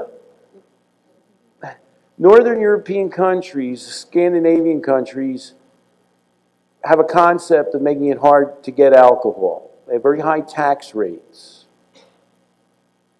Has anybody here ever been to Norway? So, have you ever noticed that you see more people drunk on the streets of Norway than in other places? Because in the town of Bergen, I have a picture of this. They have a statue of a guy laying in the street drunk. That's a statue in Norway. And then on Sunday morning, but Norwegians are like the nicest people, you know what I mean? They're not very nice and polite. And on a park on Sunday morning, you go by a park and you see people lying in the park on the street, and they're like regular people. Like they're not bums. They have like clothes on, and you're going, what happened? It's sort of like one of those space movies where like they came and they froze people. How does that happen? in those countries? How do they get those people on the street with that it's hard to get alcohol thing? How do they end up in the street on Sunday morning and making statues of drunk people on the street? How does that work?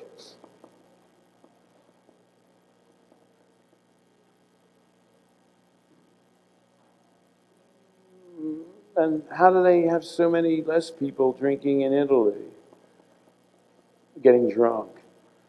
Well, maybe they really, really make it hard for kids to drink in Italy. What do you think? Huh. That's ironic, isn't it? Yeah?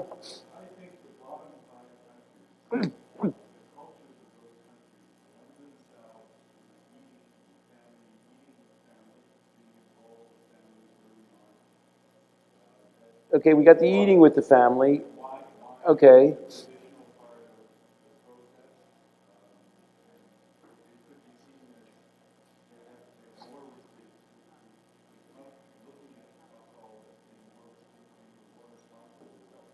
So they're introduced to alcohol very, it's a part of the family experience at a young age, yeah? But also, particularly in Italy, even though they're in age, drinking is tolerated, but over-drinking is not.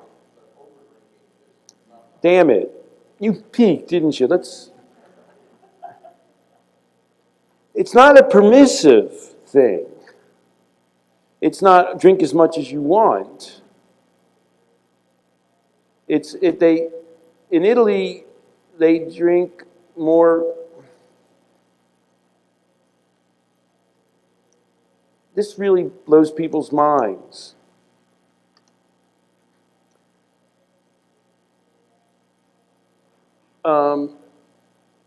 People in Italy, most men, or quite a large number of men, drink every day. But of all the men who drink, 48% of the people in Ireland, of the men who drink in Ireland, binge at least once a week, and 11% of the men in Italy do. What's happening here? How's that work? What's happening in Ireland?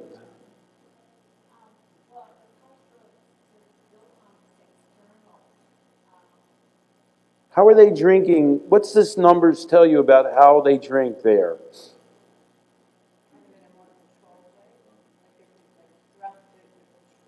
And how do they drink in Ireland? Let's just go to the negative. What's that?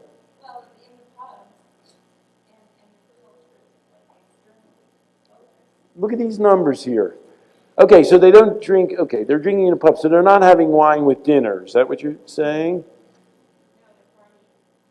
They're going out on Saturday night, drinking with a lot of other men. What's that? And getting wasted. That's the deal. That's the way it's done. Now, we can't change Ireland and Italy, possibly. Or it's certainly not our job to change Ireland and Italy. But what does it tell us about life here? What do these numbers tell you about life here? What does it tell you about addiction?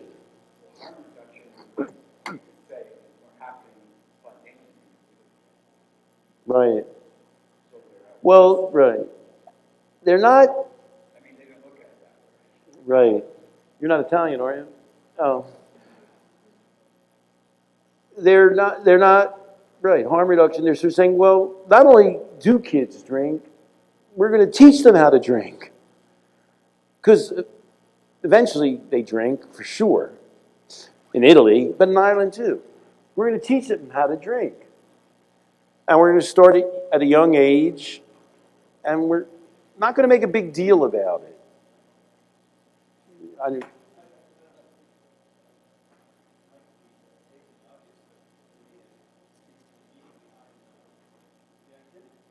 The meaning behind it. That's good, because we're having a meaning conference. What's the meaning thing? Very well. And what's the meaning that's attached to the activity? That's important in Ireland? What's the meaning in Ireland and what's the meaning in Italy?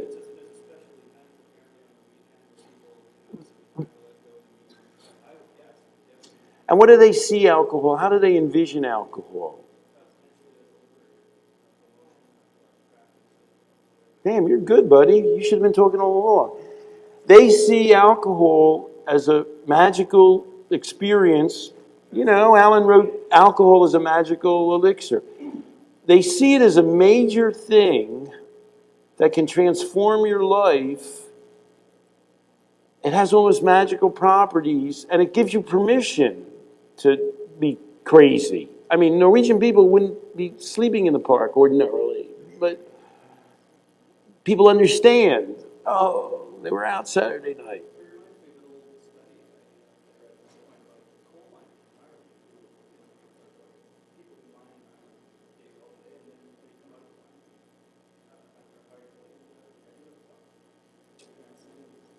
Right.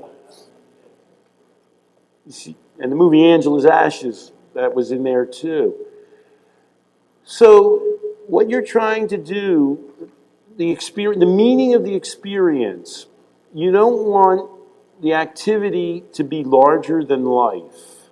You don't want it to be magical, which is another problem I have with the disease model.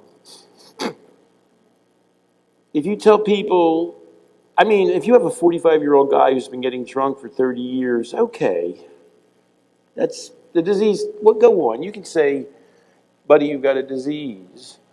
But if you got an 18-year-old or a 16-year-old, that whole lecture doesn't work. You know what I mean? And look, and I know I almost killed myself, and I got divorced, whatever. But here's the alternative model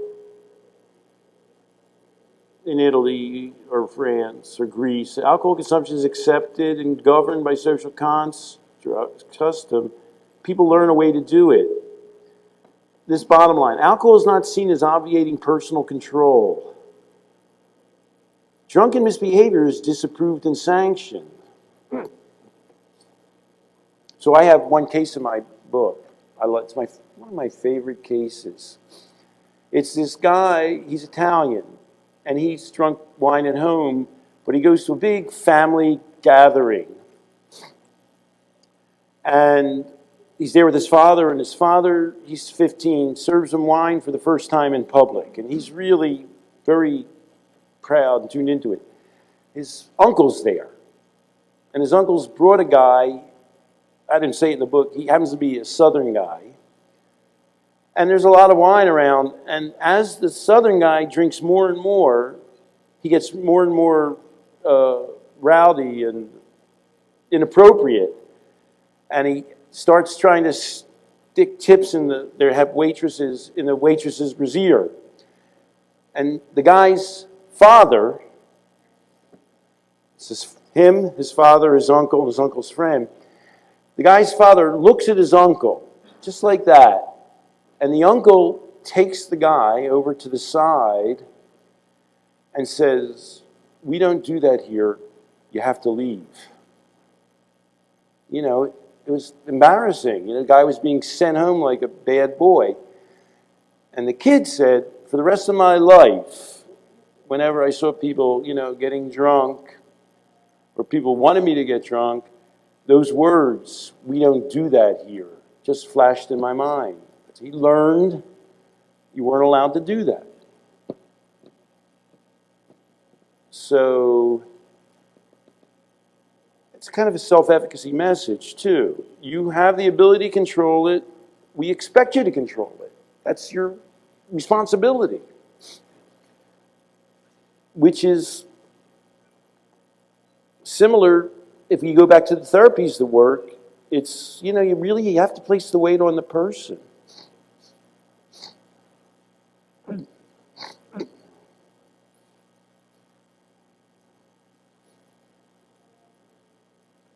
So this is that high school senior survey. In the United States, you can't drink until you're 21. No high school seniors in America are 21. Ergo, nobody drinks. Well, it doesn't work out that way. It's not quite accurate. In the last year, 71% have had a drink. Half of American high school seniors, counting boys and girls, have gotten drunk in the last year. A third of them have gotten drunk in the last month.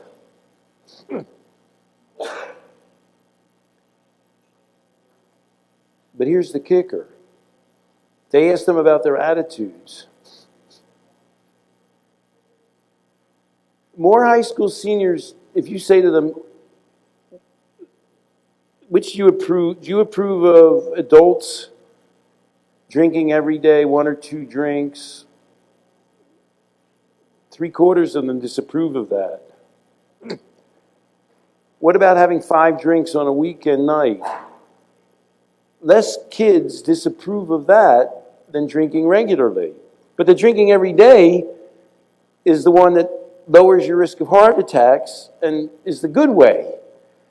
So after they go through alcohol education in the United States, they've learned the bad way to drink. That's what they've come out with. And that's how they drink.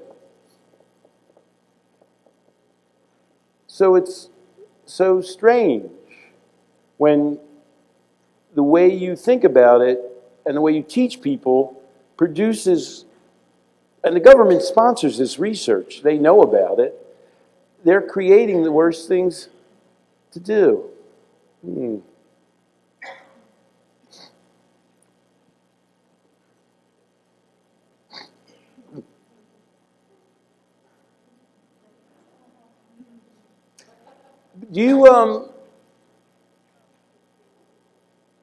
Do you think there's going to be more, less, or the same amount of addiction in 10 years in the United States? I know many of you don't live there. It could be the same amount, it could go down, it can go up.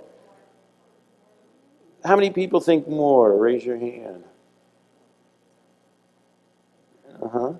Which is funny because we spend all this money, we're going to inoculate people against cocaine and everything, but most people don't really feel that addiction is going to go down. That's not what most people, when I ask them, think, including most professionals.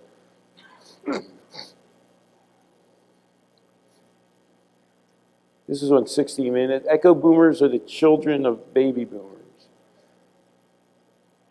Kids don't go outside and play. That's an old concept. I don't know if any of you grew up in the old days. Kids just don't go outside and play anymore, at least in the United States. That doesn't happen.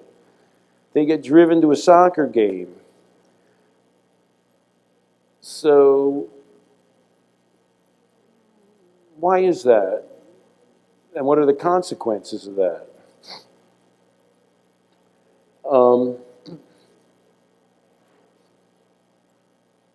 Why don't Americans let their kids go outside and play?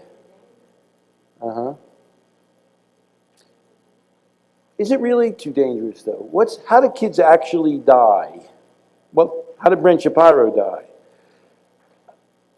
Most suburban kids aren't going to get murdered or kidnapped, but a certain number of them are going to get in car accidents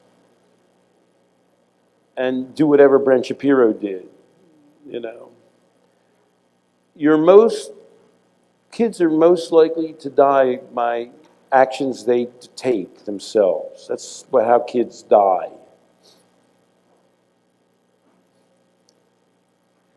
But they're not good at managing themselves because they haven't done very much of it.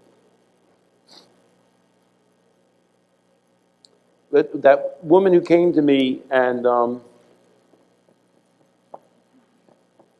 her daughter's on the internet and she's graduating high school. And she used to spend all the weekends with her mother until she got to be 17. And then she rebelled. And what her mother says is, my daughter doesn't really know the way the world works. She doesn't really know how to protect herself. She doesn't really understand that you can't date somebody that you meet on the internet. And so she says to me, so I looked up, I was able to, she had a lot of money. They're the best clients, as you know. And she found out that this woman that her daughter wanted to date had a prison record. And so, you know, she said, well, I'll show my daughter that she has a prison record, and that'll discourage her from dating her. But that doesn't work, really.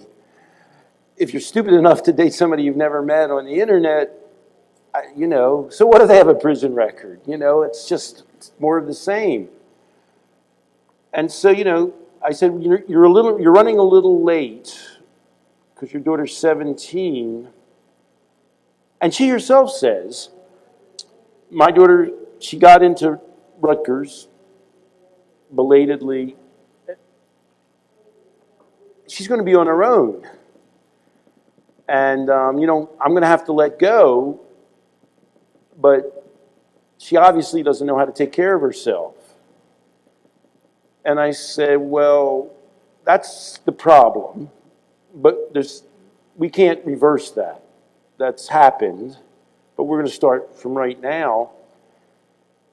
In the short time you have left over this summer before your daughter goes to college, in what ways can you interact with her so as to make her more responsible for her own life? So, you know, we talked about well, her daughter's on the computer all the time. And, you know, her solution was take the computer away. But the problem is she has friends with computers, and when she goes to college, she has to have a computer. So you see how it's sort of like the alcohol thing, you know what I mean? Let's tell kids they can't drink at all, then send them away to college. You know, so in this individual case, I said, you know, in what ways can you try and limit her? She wants me to cure her internet addiction.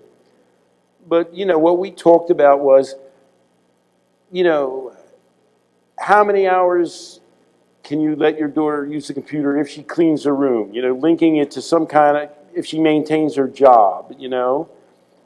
She keeps showing up at work and stays at her job, and then you'll say, you know, I'll let you have the computer, whatever. You know, they have to negotiate that.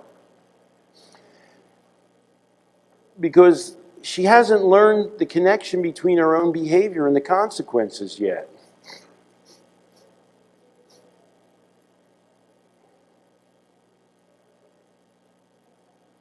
I like this quote. They have their sense their kids are fragile, protecting them so much so that they don't even, this girl is fragile. But how did that happen? And this was the answer to the question, why do people become addicted if they want real satisfaction? Because they want a quick fix. But this echoed, according to 60 Minutes, this generation is characterized by their inability to delay gratification. That's how they differ from previous generations. So we're done now, but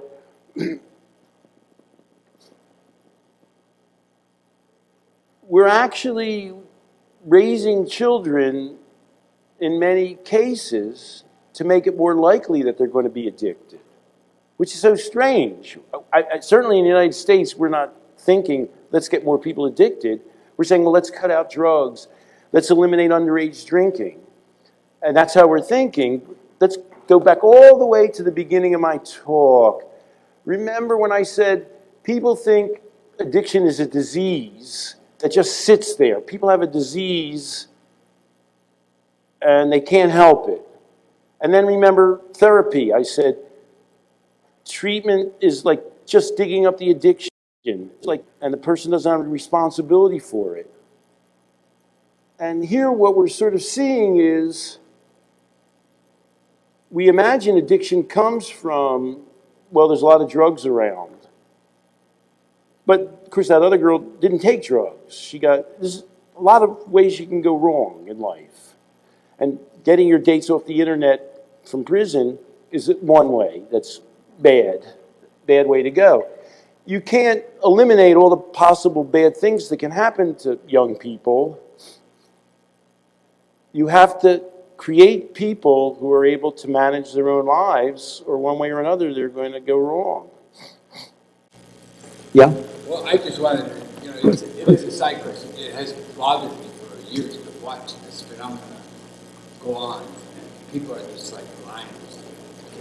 Right? How can you treat children the way we treat them today compared to like 20 years ago and not expect stuff? Well, the thing about the dangerous thing, if you say to the average person, would you let your kid take a bus to the next town? And their kid's 16, they'll say no. And then if you say to them, did you ever, when you were younger, take a bus anywhere? And they'll tell you, well, you know, when I was 12, I went with my 9-year-old sister to visit my aunt, you know, in Boston. They'll tell you a story where you would get arrested today for doing the same thing, you know? And then I say, oh, I don't know. And usually their answer is, well, it's more dangerous today. And I say, I don't know. Are they really kidnapping that many people off Greyhound buses? I don't know. You can check. I don't know the answer to that question. But, you know, I mean, one thing I tell people to do is go to your local police station in your town. I live in a rich Jersey suburb. And ask the police officer, how many kids have been kidnapped in this town, not counting their husband from a divorce, leaving that one aside. How many people have been kidnapped in this town since they've been there? And the answer is always 0. Kids don't get kidnapped that much compared to people killing themselves. Okay, I've had you long enough. What a pleasure it's been to be here in Canada with you all. Thanks so much for staying so long.